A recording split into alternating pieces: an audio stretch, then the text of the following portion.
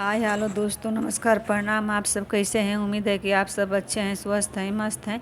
आप लोग के साथ एक जो गीत लेकर आई हूँ, अच्छा लगे तो कमेंट में बताइएगा, सब्सक्राइब शेयर कीजिएगा, ज़्यादा से ज़्यादा सपोर्ट कीजिएगा।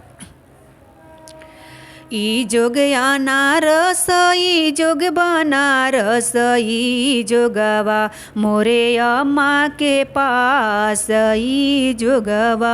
ई जोग अनारस ई जोग बनारस ई जोगवा मोरे अम्मा के पास ई जोगवा मोरे अम्मा के पास ई जोगवा। ऐसन आशीर्वाद मोरे दी है अम्मा, ऐसन आशीर्वाद मुहे दी है अम्मा, तू दी है अम्मा की दुल्हा साड़ी फीचा हमार ई दुल्हा साड़ी फीचा हमार ई दुल्हा साया फीचा हमार ई दुल्हा।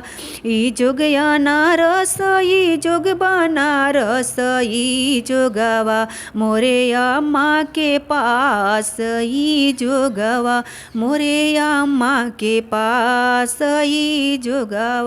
ऐसन आशीर्वाद मोहे दी है अम्मा, तू दी है अम्मा की दुल्हा बर्तन माज हमार ई दुल्हा साड़ी फीचा हमार ई दुल्हा गोड़ मीसा हमार ई दुल्हा बर्तन माज हमार ई दुल्हा गोड़ मीसा हमार ई दुल्हा।